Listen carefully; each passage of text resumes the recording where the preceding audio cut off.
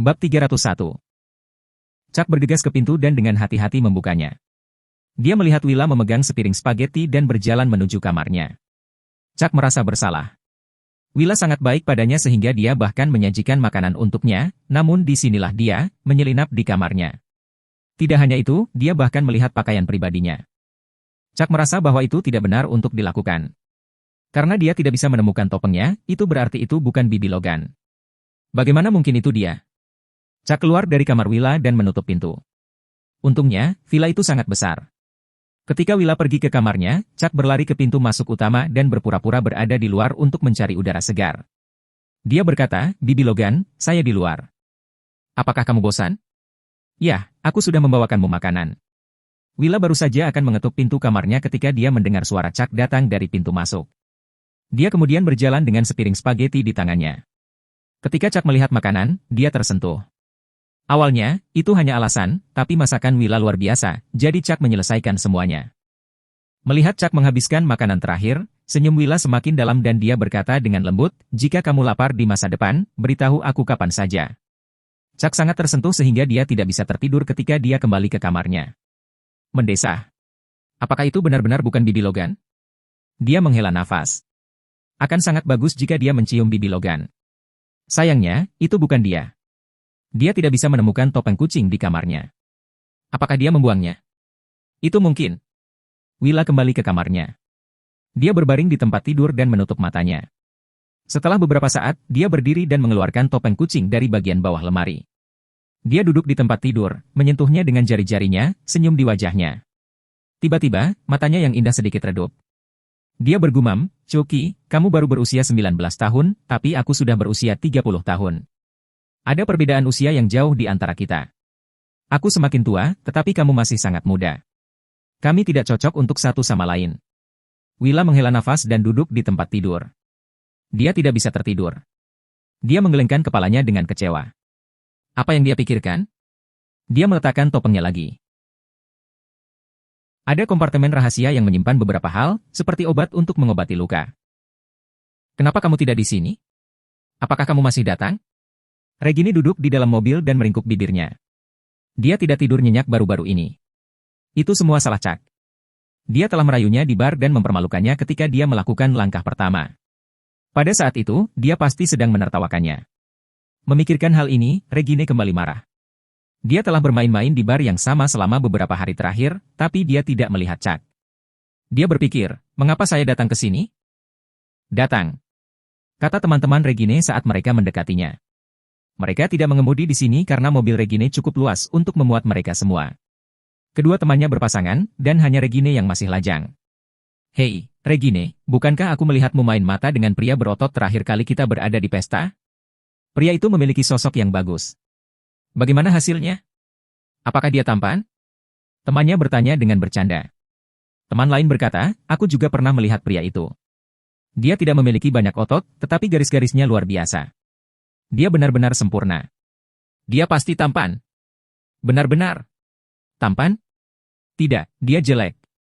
Regine melengkungkan bibirnya dan menjawab. "Benarkah? Betapa jeleknya?" Teman itu tersenyum, bertanya. "Dia benar-benar jelek. Sangat jelek." Regine marah memikirkan Chuck, dia memarahi, "Mengapa kamu menyebutkannya? Dia hanya penipu." "Tidak mungkin, Regine." "Dia menipumu apa? Tubuhmu?" "Tidak mungkin tubuhmu, kan?" Teman itu bertanya dengan prihatin. "Bagaimana bisa? Jika dia berani menyentuhku, aku akan menghajarnya." "HMPH." Regine mendengus. Bagaimana mungkin dia membiarkan Chuck menyentuhnya? Mustahil.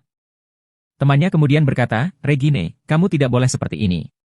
Menurutku pria itu cukup tampan. Kamu harus berinisiatif dan menghubunginya. Soalnya, kita sudah punya pacar. Kamu harus lebih proaktif." "Inisiatif apa? Mengapa saya harus mengambil inisiatif?" Regine mencibir sebagai tanggapan. Dia memutuskan bahwa itu tidak mungkin. Dia berpikir tidak percaya, "Apakah kamu bercanda? Ambil inisiatif dengan Chuck." "Ya, ambil inisiatif. Saya pikir orang itu pasti, Chuck." Tiba-tiba temannya berkata. "Apa Chuck? Orang itu bukan Chuck." "Berhenti bicara omong kosong." Regine tersipu dan dengan cepat menjadi defensif. Jika teman-temannya tahu, dia akan sangat malu. Tidak, bukankah itu Chuck? Temannya menunjuk ke suatu tempat. Saat itu, Regine mengikuti arah yang dia tunjuk dan melihat Chuck berjalan di sepanjang jalan. Sepertinya dia telah memasuki sebuah gedung. Mengapa dia belum meninggalkan Central City? Jika dia belum pergi, mengapa dia tidak pergi ke hotelnya? Apakah karena dia perlu membayar atau hotelnya tidak cukup baik untuknya? Regina frustrasi. Dia pikir Chuck telah kembali. Dia tidak berharap dia masih berada di Central City. Di mana dia tinggal saat itu? Semakin Regine memikirkannya, semakin marah dia. Regine, kenapa dia masuk ke gedung itu? Kamu bilang dia sangat kaya. Mungkinkah gedung itu miliknya? Teman-temannya tertawa. Bangunan itu adalah kantor pusat internasional sebuah perusahaan film. Bagaimana itu bisa menjadi miliknya? Itu mungkin, kata Regina. Dia tidak marah lagi.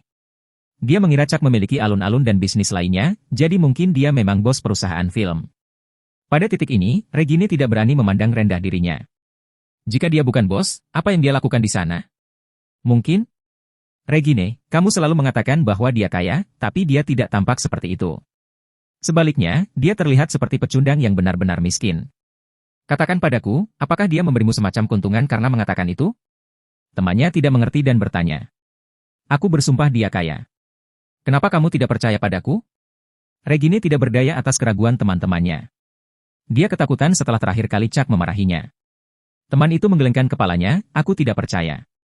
Regine, jika kamu bersikeras mengatakan bahwa dia kaya, buktikan. Bagaimana Anda ingin saya membuktikannya? Hei, mengapa saya harus membuktikannya untuknya? Regina marah. Apakah dia sudah gila? Chuck telah berbohong padanya. Dia bahkan meraih dadanya, dan itu masih terasa sakit sampai hari ini. Sudah berapa lama dia tidak menyentuh seorang wanita? Regine menggigil. Temannya beralasan, bukankah kamu selalu mengatakan bahwa dia kaya? Regine membalas, ya. Aku sudah mengatakannya. Tapi aku tidak perlu membuktikannya. Percaya atau tidak, terserah kalian. Kau bisa membuktikannya. Lihat, dia datang lagi. Hei, pecundang, Chuck. Teman itu mengulurkan tangan dan menelepon Chuck. Chuck, yang lewat, tercengang dan dia melihat ke atas. Regine sangat malu. Kenapa dia punya teman seperti ini? Hei, datang ke sini. Regine memiliki sesuatu untuk dibicarakan denganmu. Kemari. Temannya terus berteriak. Tentu saja, Chuck tidak repot-repot memperhatikan mereka karena dia punya urusan sendiri. Regine merasa malu. Setidaknya dia harus datang. Dia sangat marah sehingga dia melangkah. Keluar dari mobil dan memanggil, hei, ke sini sebentar. Chuck ragu-ragu sejenak dan berjalan mendekat. Lagi pula, sepertinya nada bicara Regine agak sopan. Apa yang kamu inginkan? Tanya Chuck langsung. Tidak mudah bagi Regine untuk mengatakannya, tetapi dia marah, jadi dia bertanya, hei, kamu menangkapku waktu itu? Tidak bisakah aku menyuruhmu untuk datang? Sulit baginya untuk mengucapkan kata-kata ini karena dia tidak mau mengakuinya. Halo, Chuck Cannon, kan? Regine telah mengatakan bahwa kamu sangat kaya. Benarkah itu? Teman-teman Regine juga turun dari mobil dan bertanya. Tidak. Chuck membantah. Apa yang salah dengan kedua wanita ini? Tidak. Aku rasa kamu juga tidak. Sepertinya kamu tidak punya banyak uang, tapi Regine terus bersikeras. Aku harus memeriksanya karena aku mengidap gangguan obsesif-kompulsif. Temannya tertawa setelah berbicara. Regine sangat marah. Chuck, kamu berpura-pura lagi. Kamu jelas kaya. Mengapa kamu berpura-pura tidak? Dia sangat kesal. Aku tidak berpura-pura. Kalian semua kaya. Kata Chuck. Kami hanya rata-rata. Baru saja, Regine menyebutkan bahwa perusahaan film internasional ini mungkin milikmu. Benarkah? Chuck menjawab, tidak. Itu adalah perusahaan Bibi Logan, bukan miliknya. Perusahaan film seperti itu bernilai lebih dari puluhan miliar dolar. Jika itu bukan milikmu, apa yang kamu lakukan di sini? Teman Regine mendengus pelan. Itu bukan milikku. Bisakah aku pergi sekarang? Chuck kesal. Dia telah menghabiskan beberapa hari terakhir mengkhawatirkan Yvette. Secara alami, sumbunya menjadi lebih pendek dengan orang-orang ini menanyainya tanpa henti. Temannya kemudian berkata, tentu saja tidak. Jika tidak, Regine mungkin salah paham. Dia baru saja mengatakan bahwa itu milikmu, tetapi ternyata kami benar. Regine berhenti mengatakan bahwa orang ini kaya. Mendengar ini, Regine merasakan kemarahannya melonjak. Dia menegur, Chuck, mengapa begitu sulit bagimu untuk mengakui bahwa kamu kaya? Lagi pula itu bukan milikku. Jawab Chuck. Dia mulai kesal. Apa masalah mereka? Lupakan saja, Regine. Ayo, kita pergi keluar untuk bersenang-senang. Ngomong-ngomong, Chuck, apakah kamu baru saja masuk ke gedung untuk mengambil foto dan pamer? Teman Regine mengejek. Dia menjawab, tidak, saya masuk untuk mencari Bibi Logan saya. Bibi Logan? Apa yang dilakukan Bibi Logan di dalam? Apakah dia menyapu lantai atau menyajikan teh? Teman-teman Regine mencibir dengan sarkasme. Chuck mengerutkan kening mendengar kata-kata mereka. Apakah Anda memiliki lantai yang kotor di rumah Anda? Mengapa saya tidak membantu Anda membersihkannya? Saat itu, Willa berjalan mendekat dan berkata sambil tersenyum. Bab 302. Willa tiba-tiba muncul dan berbicara, menyebabkan teman-teman Regine mengerutkan kening. Tentu saja, mereka bisa melihat bahwa Willa cantik. Dilihat dari temperamennya saja, mereka tahu bahwa dia bukan orang biasa. Namun, diajak bicara. Keluarga saya punya banyak tanah. Saya punya 3 rumah di Central City, yang totalnya 700 meter persegi. Namun, diajak bicara seperti ini, teman-teman Regine tidak senang. Regine pernah bertemu Willa sebelumnya dan dia tahu bahwa Willa adalah bibi Chuck. Awalnya, dia mengira Willa mendukung Chuck secara finansial, tetapi ternyata dia salah. Dari temperamennya saja, orang bisa mengatakan bahwa Willa kaya. Pengekangan diri semacam ini wajar. Keluarga saya punya banyak tanah. Saya punya 3 rumah di Central City, yang totalnya 700 meter persegi. Anda bisa pergi dan membersihkannya. Teman Regine mencibir. Teman kedua menambahkan, keluarga saya juga memiliki 4 apartemen. Luasnya lebih dari 500 meter persegi. Anda dapat pergi dan membersihkannya juga. Jangan khawatir, saya akan membayar Anda uang. Saya tidak akan meminta Anda untuk melakukannya gratis. Chuck sangat marah. Dia memiliki keinginan untuk mendapatkan yang lebih baik dari wanita-wanita BTCHY ini. Bagaimana mereka bisa meminta Bibi Logan untuk membersihkan rumah mereka? Apakah mereka bahkan layak? Senyum Willa tidak berubah. Regine buru-buru menurunkan suaranya dan berkata kepada teman-temannya, Heidi dan Wendy, berhenti bicara. Dia sangat kaya. Temannya mendengus, kaya. Kenapa aku tidak tahu? Teman yang lain juga menertawakan, ya, kenapa saya tidak tahu juga? Apakah itu berarti seseorang menjadi kaya hanya karena mereka keluar dari gedung ini? Lalu, bukankah semua orang di dalam semua miliarder? Suara teman-temannya keras, sengaja keras, berisik, apalagi sarkastis. Regine merasa cemas. Kenapa dia punya teman seperti itu? Status keluarga mereka sedikit lebih rendah daripada Regine, tetapi kekayaan bersih mereka juga bernilai ratusan juta dolar. Namun, mereka sangat arogan, dan Regine mendapati dirinya benar-benar tidak bisa berkata-kata. Chuck sangat kaya, jadi bagaimana bibinya bisa miskin? Tidak masalah, berapa banyak kamu akan membayarku? Willa bermain bersama dan bertanya sambil tersenyum. Teman Regine menjawab, saya punya teman yang menjalankan pusat pengenalan babysitter. Berdasarkan harganya, saya akan memberi Anda $300 per rumah. 1 rumah cukup untuk membuat Anda sibuk selama 2 hari. Saya punya 3 rumah. Yang lain kemudian berkata, saya punya 5 rumah, jadi 8 rumah itu. Itu $2.400. Lumayan. Itu bisa setengah dari gaji 1 bulan Anda, kan? Teman-teman Regine mengejeknya. Tentu saja, mereka harus melakukannya. Mereka sudah tidak bahagia, sangat karena Willa sangat cantik. Mereka bisa melihat bahwa kedua pacar mereka sedang menatapnya, jadi mereka membencinya. Itu tidak cukup. Saya menagih per detik. $2.400? Itu tidak sebanding dengan 1 detik pun dari waktu saya. Senyum Willa tetap ada saat dia berbicara. Chuck yakin Willa, seorang pengusaha sukses, bisa menghasilkan uang dengan mudah. Belum lagi bahwa dia mungkin menghasilkan jumlah yang sangat besar. Di mata Willa, $2.000 benar-benar bukan apa-apa. Haha, lelucon yang luar biasa.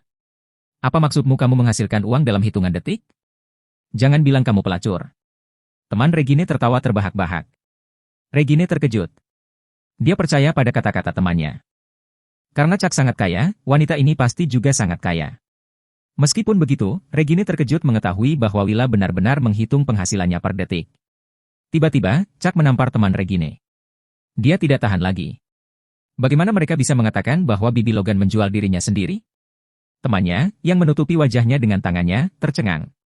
Willa juga tercengang, tapi ada kelembutan di matanya yang indah.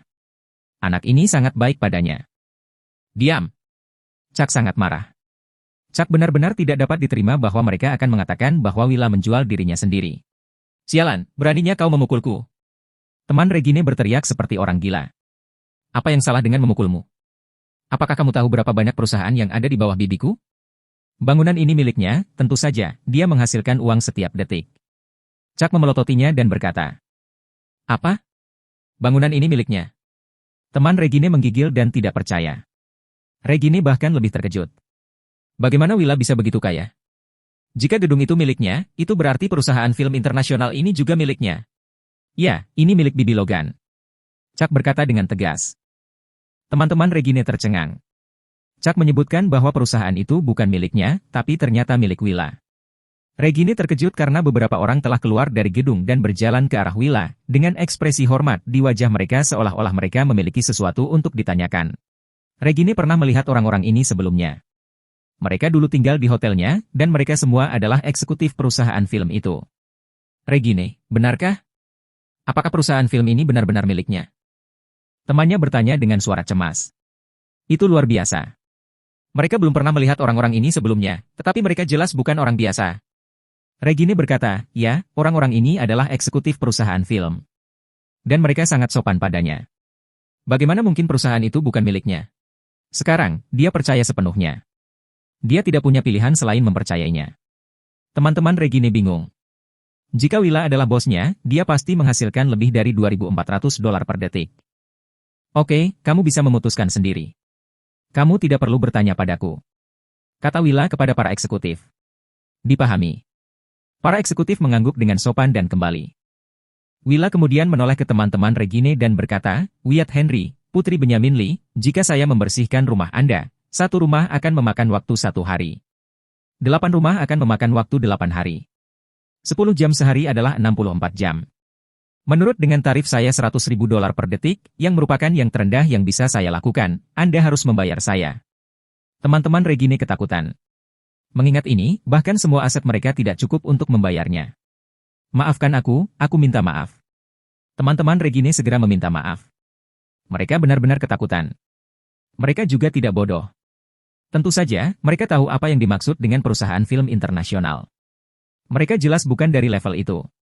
Mereka bukan apa-apa jika dibandingkan dengan orang-orang itu. Tidak, aku sudah menerima kesepakatan itu. Tidak masalah pekerjaan apapun itu, selama aku bisa menghasilkan uang. Kalian bersiap-siaplah. Willa menggelengkan kepalanya dan bersikeras. Tidak, maafkan aku. Maaf, oke? Kami salah. Teman-teman Regine mulai menangis ketakutan. Jika keluarga masing-masing tahu tentang ini, mereka akan berada dalam masalah. Saya minta maaf. Tambah Regina. Dia tidak berkomentar apa-apa, tapi dia tidak bisa melihat teman-temannya menangis seperti ini. Willa menatap Regine dengan tatapan indahnya dan tersenyum seperti biasa. Regine, bantu kami. Tolong minta Chuck untuk membantu kami. Teman-temannya memohon. Mereka merasa ketakutan, dan semakin mereka memikirkannya, semakin mereka menjadi takut. Chuck, tolong bantu. Teman-temanku tahu bahwa mereka salah. Regine tidak punya pilihan selain meminta bantuan Chuck. Chuck mengerutkan kening. Dia benar-benar marah, dan dia tidak berniat membantu. Ya, kami tahu kami salah. Kami benar-benar melakukannya. Chucky, ayo makan malam. Aku lapar. Willa mengabaikan tangisan mereka dan berkata kepada Chuck. Chuck melirik Regine. Ini berarti Willa telah melepaskan mereka. Chuck terdiam dan berkata, Bibi Logan. Aku sangat lapar. Ayo pergi makan. Willa hanya tersenyum. Chuck tidak bisa menahan senyum lembutnya sama sekali, jadi dia setuju. Sopir Willa mengendarai Rolls-Royce-nya dari tempat parkir dan berhenti di samping Willa. Sopir membuka pintu dan Willa duduk di kursi pengemudi. Chucky, ayolah, sudah waktunya makan malam. Chuck masuk ke dalam mobil. Regine menggigit bibirnya dan berkata, terima kasih. Chuck berbalik dan berkata, aku tidak melakukan apa-apa. Hanya saja Bibi Logan terlalu malas untuk berdebat dengan kalian. Setelah mengatakan itu, Chuck duduk di mobil dan Willa pergi. Rolls-Royce. Wanita ini benar-benar kaya. Teman-teman Regine iri. Lain kali jangan bicara omong kosong. Tidak akan mudah bagi wanita itu untuk menghabisi kalian. Kalian semua dalam masalah serius, tahukah Anda? Regine merasa takut. Ayahnya telah memberitahunya bahwa di Central City, ada seseorang yang bernama Logan dan tidak boleh diprovokasi. Apakah wanita itu orang yang dimaksud? Chuck selalu menyebutnya sebagai Bibi Logan, jadi dia pasti begitu. Bagaimana kita bisa tahu pecundang itu? Chuck ternyata kaya, dan bibinya bahkan lebih kaya. Teman-teman Regine mengerucutkan bibir. Regine menghela nafas, masuk ke mobil. Apakah kamu masih ingin pergi dan bersenang-senang? Mereka semua masuk ke mobil dan berkata, "Hei Regine, bukankah Chuck teman sekelasmu? Apakah ada yang terjadi di antara kalian berdua saat sedang belajar?" Tidak, dan berhenti memikirkannya. Regine sangat marah ketika mereka menyebutkan ini. Ketika dia mabuk sebelumnya, Chuck mengaku diam-diam melihat sosoknya saat mereka belajar. Kupikir Chuck tidak buruk. Regine, kenapa kamu tidak bersama dengannya? Dia baru saja menatap kakimu. Betulkah? Regine bahkan tidak menyadarinya sendiri. Apa yang dia lihat? Dia orang yang paling hina yang pernah ada. Dia yang meraba-raba saya di bar waktu lain. Saya. Regine menumpahkan kacang. Teman-temannya tercengang dan mereka terus mengajukan pertanyaan kepada Regine. Akibatnya, dia tidak punya pilihan selain mengakui semuanya. Teman-temannya terkejut dan mereka bertanya, "Jadi, kamu jatuh cinta padanya?" Bab 303. Regine tersipu dan dengan cepat berkata, "Tidak, jangan bicara omong kosong." Temannya berkata, "Omong kosong apa?" "Kamu sendiri yang mengatakannya. Dia memiliki sosok yang bagus dan otot yang kuat. Kamu jatuh cinta padanya, dan kamu berinisiatif untuk menggodanya." "Ya, dia memiliki sosok yang baik, tetapi jika saya tahu itu dia, saya tidak akan mengambil inisiatif untuk berbicara dengannya." Regine mengerucutkan bibirnya. Itu tidak mungkin, benar-benar mustahil. Jika dia tahu bahwa itu adalah Chuck, apakah dia akan tetap menggodanya tanpa malu-malu? Bagaimana itu mungkin? Tapi bukankah kamu menyukainya bahkan sedikit saja? Kalau tidak, mengapa kamu begitu marah? Temannya menganalisis. Sama sekali tidak. Dia pembohong. Dia jelas kaya, tapi ketika di sekolah, dia berpura-pura miskin. Tidak hanya itu, dia bahkan mengintipku. Saat aku membungkuk, dia diam-diam melihat asetku. Don, tidakkah menurutmu dia jahat? Regine merasa dia tidak bisa menjelaskannya dengan jelas, jadi dia menjadi lebih marah. Temannya bingung, bagaimana kamu tahu bahwa dia mengintipmu? Yang lain mengangguk, itu benar, dia pasti tidak akan memberitahumu hal semacam ini. Siapa lagi? Dia mengakuinya di kamarnya hari itu. Regine marah.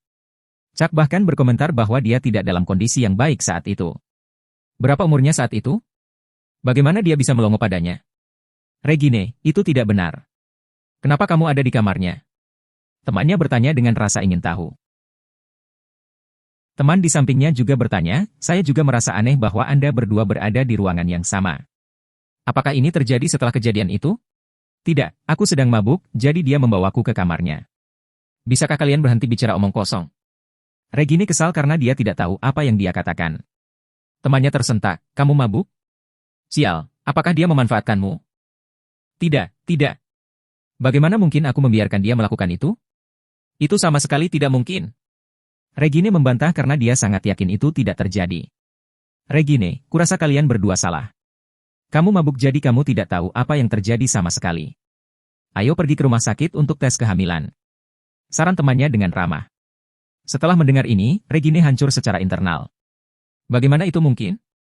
Mereka ingin dia melakukan tes kehamilan? Betapa buruknya teman-teman yang dia miliki.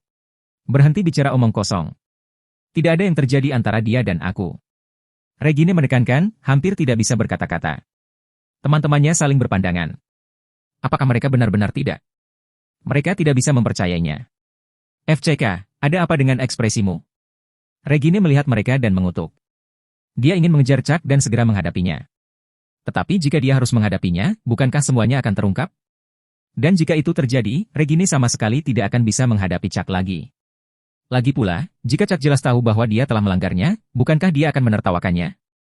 Regine, karena kalian berdua pernah tidur bersama sebelumnya, setidaknya kalian harus mencoba berkencan. Temannya melanjutkan. Tidak, berhenti bicara. Ayo pergi makan malam. Regine langsung menolak saran itu. Dia sedang mengemudi, dan dia tidak ingin membicarakan hal ini lagi. Bagaimana mungkin dia jatuh cinta pada Chuck? Regine tidak akan pernah melakukan itu. Sepertinya dia telah memakai topeng tempo hari. Dia sedang menatapnya, namun dia tidak menyadari bahwa dia sedang melihatnya. Willa membawa Chuck ke sebuah restoran.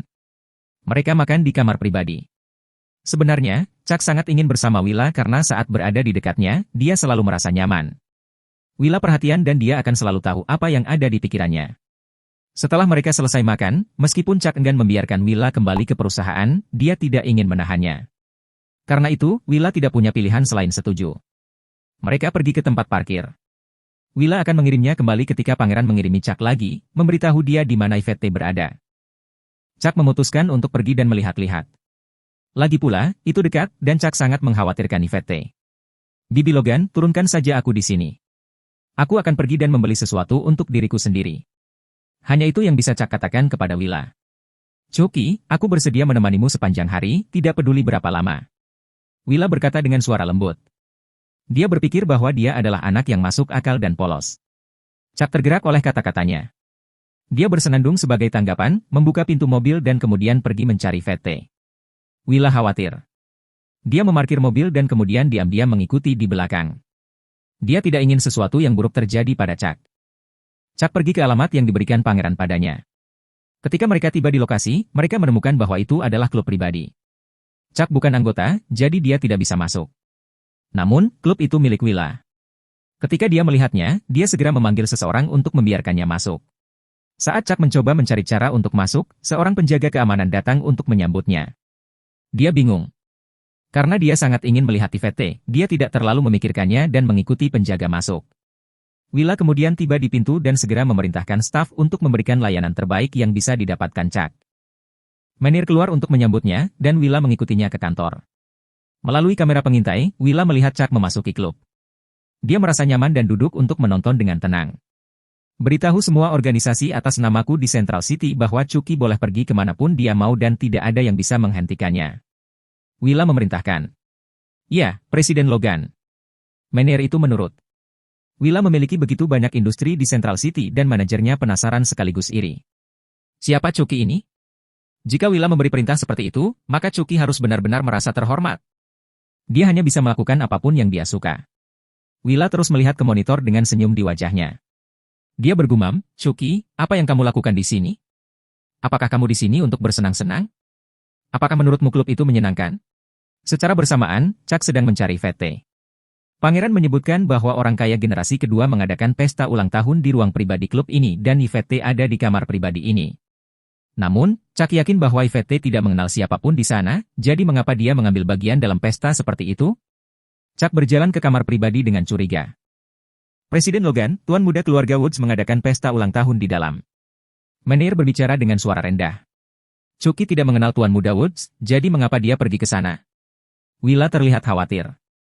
Dia kemudian memerintahkan, keluarkan semua rekaman kamera mulai hari ini dan tunjukkan padaku. Ya Bu. Menir segera melakukan apa yang dia katakan. Willa langsung menonton rekaman itu. Segera, dia menekan tombol jeda. Ada seorang wanita di layar, dan wanita itu adalah Yvette. Melihat ini, sorot mata indah Willa menjadi lebih dingin. Chuck mendorong pintu hingga terbuka dan masuk. Terlalu banyak orang di dalam, dan kamar pribadinya sangat besar. Sebagian besar orang di dalam adalah wanita. Mereka mengenakan pakaian yang sangat sedikit dan mereka semua berpesta dengan gembira. Tidak ada yang menghentikannya di pintu, jadi dia masuk dengan santai. Lagi pula, klub itu sangat ketat dan tidak semua orang bisa masuk sesuka hati. Chuck melihat sekeliling, tetapi dia tidak melihat Yvette dimanapun. Apa yang sedang terjadi? Haha, barusan, Tuan Muda Woods membawa seorang wanita cantik ke dalam. Sudah lama sekali. Aku ingin tahu apakah mereka sudah selesai. Kata seseorang dan tertawa iri. Bagaimanapun, wanita yang dibawa Tuan Muda Woods sangat cantik dan memiliki sosok yang sangat menarik. Chuck mendengar ini dan dia pergi ke pintu kamar dengan rasa ingin tahu. Kamar pribadi itu begitu besar sehingga harus memiliki lebih banyak kamar. Chuck membuka pintu dan masuk. Pria di dalam sedang mabuk. Dia diracun. Ya, Yvette lah yang menyerangnya. Pencariannya untuk membalas dendam telah dimulai. Kakeknya telah membuat rencana balas dendam dan pelatihan untuknya. Hal pertama yang perlu dia lakukan adalah memulai dengan Willa. Jika seorang pria mati menggantikan Willa, apalagi dia adalah tuan muda dari keluarga kaya, maka publik tidak akan mudah diyakinkan. Yvette siap untuk mengambil tindakan, tetapi pintu tiba-tiba terbuka. Mata Yvette berubah sangat kejam dan dia mengeluarkan belati, bergegas mendekat. Tetapi ketika dia melihat bahwa itu adalah Chuck, dia tercengang, dan kekejaman di matanya menghilang dalam sekejap. Suamiku. Chuck terkejut. Itu benar-benar Yvette. Dia menutup pintu dengan tergesa-gesa dan memeluknya, bertanya, sayang, kemana saja kamu? Yvette membeku. Dia masih memegang belati di tangannya. Dia dengan cepat menyimpannya untuk menghindari melukai Chuck secara tidak sengaja. Hubby, aku. Yvette tergagap. Dia kecewa.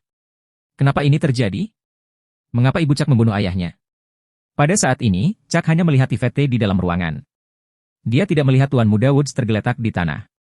Kemudian, dia mencium Yvette. Yvette mundur selangkah dan berkata, "Hubi." Hati Yvette terasa sakit. Dia telah bersumpah di depan kakeknya bahwa dia akan membunuh Chuck. Tetapi ketika dia melihatnya, dia sama sekali tidak membencinya. Bagaimanapun, dia tumbuh dengan pria ini. Bagaimana dia bisa melakukannya? Bagaimana dia bisa tahan menyakitinya? Yvette tiba-tiba menangis dan berkata, "Hubi, maafkan aku." Hati Chuck sakit melihat ini. Mengapa dia meminta maaf? Chuck memeluk Yvette, dan hanya ada kehangatan di hati Yvette. Dia berkata, "Hubi, aku telah menemui banyak masalah. Hubi, aku mencintaimu.